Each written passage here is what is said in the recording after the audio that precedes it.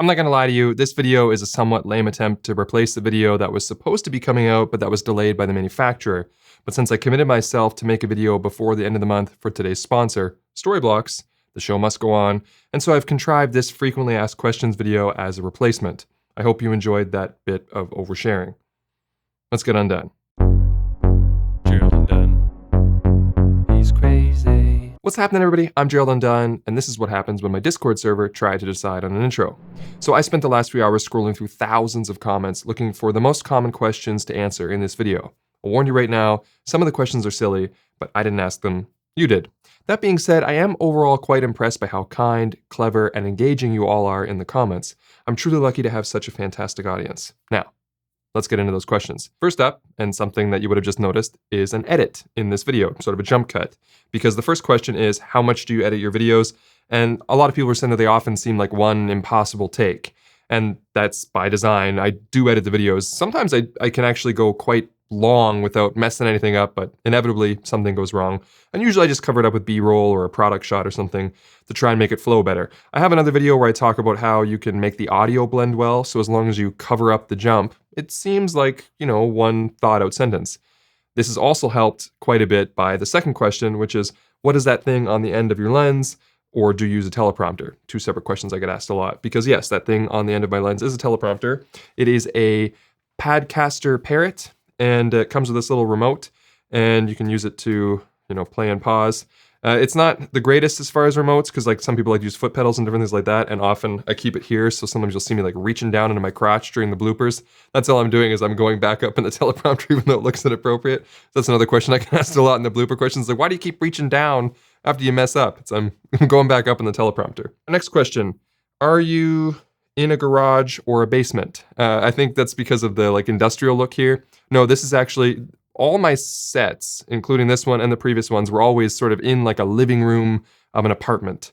And that's the same thing here. This is sort of just a converted living room, and the industrial look is just something that I'm into, because I often get asked too, do I use tools and stuff like that? And I do, yeah, I use these tools all the time. I like to build things and repair things and, be a bit of a handyman around my place and that kind of thing. So these are all my tools. I like them, and I think they make for a fun backdrop.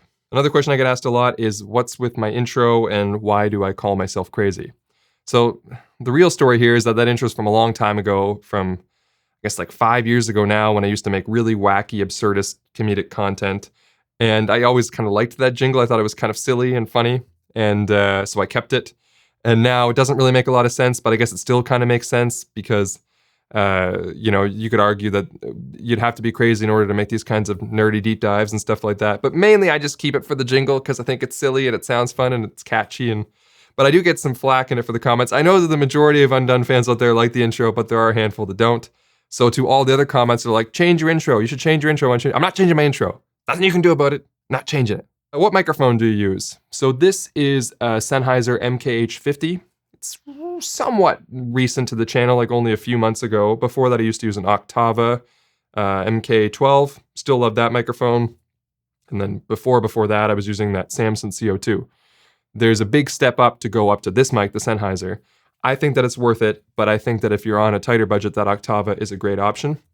And just for people who maybe are new to my channel or don't really look in the descriptions much, I do try to keep sort of the core items, like a 6-piece or whatever, in the description up to date of whatever gear I'm using for the video that you're watching.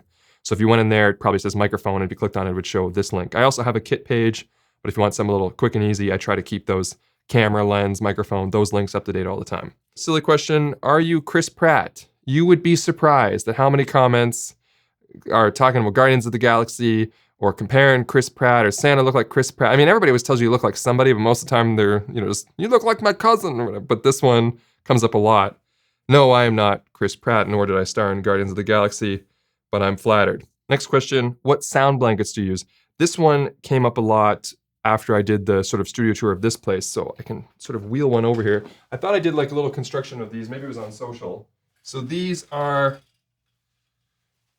Producer's Choice, and I got them from a website called Vocal Booth to Go. Good experience, like them. For Canadians, a little bit more expensive because you have to pay for duties and have them shipped, and they're heavy and everything, so it does start to add up a little bit cost-wise, but they're great. These ones are, I think, like 8 feet tall, And I have them on those newer rolling C-stands, kind of modeled it after Caleb Pike's build out a little bit. But on the top, I'm just using a curtain rod and Velcro ties to hold it on. And these are a good first step if you want to try soundproofing without doing anything too permanent. And if you can put them on the rolly stands, that'll help a lot as well. LTTstore.com. Why do you look sunburned or flush or red? I get this comment so often. I think it's because we talk about color and cameras and stuff. You can't make anything as a camera reviewer without everything you do, people looking at it. Like, is it sharp enough? Is the color right? Because everything's an evaluation at this point, right?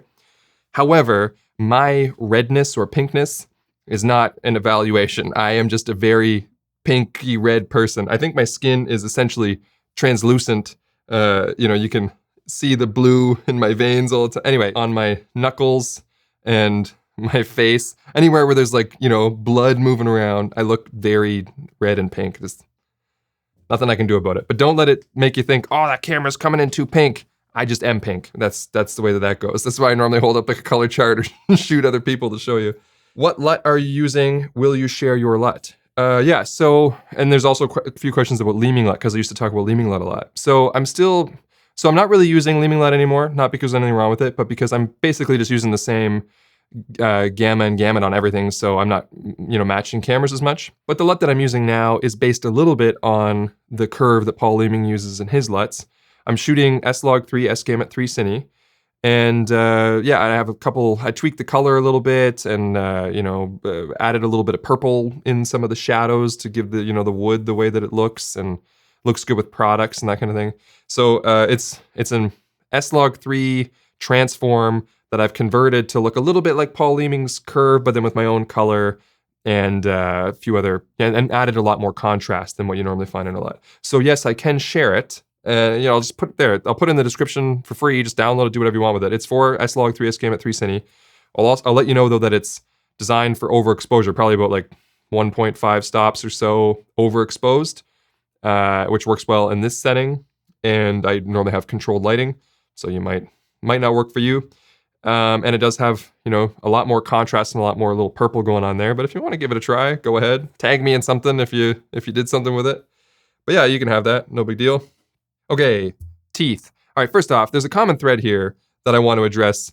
There's way too many comments about appearance. And that's something where, for those that don't do it, don't worry about it, you're awesome. But for those that do, a little PSA here. I'm pretty much immune to physical appearance criticism. It doesn't bother me. But there's a lot of other creators that it affects them quite a bit. And so if I can say, let's stop commenting on people's appearance, especially for other creators that are just starting out, like getting your flack. I've noticed quite a few, like, why are you so red? When did you cut your hair? Why is your hair different lengths? Whatever. Yeah, I cut my hair a couple years ago, by the way, for those questions. Why did I cut it? Because it was getting in my way, and like the wispies would like blow in my eye, and it was more maintenance than I thought it would be. I thought it'd be easier to grow longer hair, and I found it to be harder, so I cut it again. But yeah, just questions about hair, questions about why am I so red, and questions about my teeth. So I'll answer the question about my teeth now, but in the future, let's just stop commenting on people's appearance in general in YouTube comments. Anyway, so my teeth. Yes, these are still my teeth, but I had Invisalign over the last, I don't know, I think I started in early 2020, like January, February 2020. And I finished it a few months ago, and then did a couple little tweaks, and then that finished a few weeks ago. So I'm pretty much finished now. These are still my teeth, no crowns, no caps or whatever. I almost wanted to make a video on Invisalign because the technology is actually pretty rad. For those that don't know, you get these like clear plastic aligners, and you just wear them. It's kind of weird, but I could actually probably put this one in right now. You just wear them like that, and you can't really see them. So, hell, I'll leave that one in for the rest of the video. So you can take them out, shoot your video, put them back in, do whatever, so it's great. What impressed me was how they can actually move bone, like, over a series of time, and it wasn't too painful, and it wasn't too weird. It's crazy technology in a way. Think of so many other things that we still haven't really nailed, and yet we can just, like, move teeth with clear plastic over time. It's pretty great. Anyway, so yes, I'm happy with the result. Thank you for all those that made compliments. It's weird seeing people compliment though, like, your teeth look better. It's like, it's a weird thing to hear, but thanks. I know that your intentions are probably good. I still say let's not talk on people's appearance. Okay, next up, where can I watch your professional work? So here's the thing. I feel like there's a bit of a a characterization that's assigned to me that I'm some sort of production on-set camera whiz or whatever. I'm not. I've never branded myself as somebody who does a lot of big high-end productions, or that I've done a lot of that kind of thing.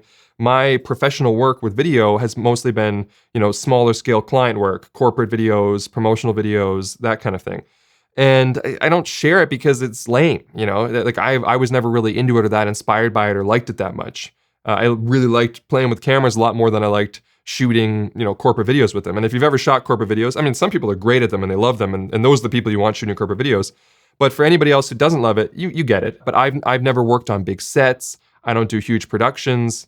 And I wouldn't consider myself a filmmaker, which is another term that gets thrown around a lot on YouTube. I'm not a filmmaker. I'm a computer nerd who likes to play with cameras, and I like to test the cameras a lot and then tell you my findings. And I've never claimed to be anything other than that, but I don't share my professional work because I don't care about it or like it, and I don't really do it, and I don't do it anymore, and I haven't done it since the YouTube channel's been doing well. So now my professional work is my YouTube channel. And I try to put a lot of the things that I talk about and do the best that I can on the YouTube channel, so that, say, this shot, for instance, is representative of, a certain quality, or my audio hopefully is representative of something, or my lighting or whatever, so that you can kind of see, or when I shoot my product, B-roll, you can look at those things. But sometimes I do share little like artistic things on Instagram or Twitter. Follow me on one of those if you're not. But outside of that stuff, that's the stuff that I want to be representative of what I do. And if you think, oh, this guy is really good at filming YouTube stuff, or really good at shooting product or whatever, then good. Then you can take my advice how it pertains to that, But for the most part, I try to give advice I try to give information that's valuable for whatever you like to shoot, and whatever your skill level is. There's real world and then there's YouTube. But if you do YouTube professionally, that kind of becomes your real world thing. And a lot more people are shifting to online content creation as their profession. So then you giving advice on how to make online content is actually a real world application for how to do it. So it's like a sort of meta take on what the new real world is. And the real world is becoming more and more online, which means that advice for how to do things online is becoming more and more real world. It's weird, right? But I think you get what I'm saying. So I feel like my content is my real world example more than my corporate videos that I used to shoot are. Those don't even represent anything anymore. And that's enough about that. All right, so while reading hundreds of your comments in preparation for this video, I came across this gem from GamerBearYT that couldn't have more perfectly fit this video while simultaneously setting me up for the sponsor integration, because as I talked about, this was just a sponsor replacement video. And so they asked, have you ever found yourself in need of footage, but shooting it yourself was either logistically or budgetarily unfeasible? And if you've been watching my channel for a while, you obviously get that joke. But in either case, yes, I have found myself in that situation. And when I do, Storyblocks always has me covered with an impressive collection of stock footage covering a wide range of subjects with unlimited downloads and 4K video. They're also amply supplied with backgrounds, overlays, and After Effects templates, and the interface is easy to use and navigate, and the clips are royalty-free for both personal and commercial use, so you can use them as much as you want, wherever you want. So if you think you could take advantage of a fantastic library of quality stock footage and effects, check out Storyblocks using the link in the description below. And moving on to my next and my last question, which is, why is the channel a bit more Sony focused these days? Something I've always kind of wanted to talk about on the channel, but don't really, is how the marketing departments affect this from the different companies. So as a YouTuber, I'm running a business here. And obviously, I want to talk about products that are new and fresh because that's going to get more views and it's easier to get sponsors for those videos and so on, right? The whole business aspect of it. You're going to watch a video on a new camera. Anyway, so Sony's been really, really good with being good at communicating, being good at early sending me the stuff to make the reviews. And they don't ever sponsor any videos, and they don't give me money or anything like that. They just get me the gear ahead of time, and they try to work with me so that I have enough time to do what I want to do and work out the video that I want to make. And they do that so frequently, and they also make a lot of products. I mean, we can all admit that they're pumping out more gear than anybody else is right now. But when they do pump out something, they send it to me. Other companies, some of them are great, that also do a really good job. This Sigma's always been really good at, getting me stuff. Fuji's normally pretty good at that kind of thing. Panasonic, I've had a good experience with. If I can't get access to certain cameras, or if a company is slow, or if their marketing department is like a revolving door where they're constantly changing personnel and you don't know who to email, and the person you do email, you get an autoresponder saying they don't work here anymore. Like, the only way that this that this business works is if I can get the gear as a loaner to make the videos on. I can't be buying every piece of equipment. So if the PR companies the marketing of the camera companies aren't working well or working with you well or very fast or responsive, it can be quite difficult. So I think if there's a bias from a YouTuber, this is speculative, so I can't say this about everybody, but I can tell you where my bias comes from. My bias isn't so much on Sony as in like, I like Sony's products and I'm a fanboy and so I'm gonna recommend them all the time, or that I'm being paid by Sony. What it is that it's easy to work with Sony. They have gear, they get it to me on time, I can make videos on that. And there's other companies that I don't talk about as much because I can't get their gear as easy, or it's a big hassle, or I can't plan it with my schedule, or I can't make it work with sponsors, or it's TBA on everything. So it creates a bias where if I start planning a video, I think, okay, what could I do? Well, there's that new Sony thing, maybe I'll fit that in. And then you'll send an email off to a few different people and Sony gets back to you right away and they're like, yeah, we'll get you that, that'll work out fine. You don't hear from anybody else. Well, I guess I'm making a Sony video because again, I'm not gonna go spend $15,000 every month on camera equipment to make videos. Anyway, I'm sure you can understand, but that's where my Sony bias comes from. It's twofold right now. One, I'm actually using Sony, so I'm interested in it. You guys are also interested in it. My Sony videos perform better than other videos. And Sony has been really good, you know, from their marketing angle. And I'm not going to mention any brands specifically, but there's other questions that I get asked a lot. Hey, Gerald, are you going to review this? Hey, Gerald, are you going to review that? When can we see a video on that? I've tried multiple times. Send me that. Can I have one of those? When are you going to send me one? Can I do whatever? And I'm not going to buy these things because they're too expensive. So if you want to see those, then those companies need to send out more units, you know, even just loaners. That's all we're asking for here. And I generally only need them for a couple weeks. Anyway, I'm not complaining. I'm just trying to give you an understanding of why Sony is probably occupying, you know, 50%, 60% of some of the new gear videos that I'm doing. One, it's because they make a lot of products, and two, they get them to me in a timely fashion. Okay, moving on. The last thing I've written here is thumbnail pose. You guys are gonna love this. We're gonna do a dirty YouTuber thumbnail pose. So I don't know what I'm doing here. How about if I'm like annoyed with your questions or like mystified by them? So something like this. That's probably good, right? Gotta make that YouTuber face once in a while. I know. Okay, that's the end of my list. So I am going to leave now. But that's gonna be it for me. I hope you found this video entertaining, or at least helpful. And if you did, make sure to leave the old thumbs up and consider subscribing if you haven't already. But if you did not find this video helpful or entertaining, try setting the playback speed to 75%. All right, I'm done.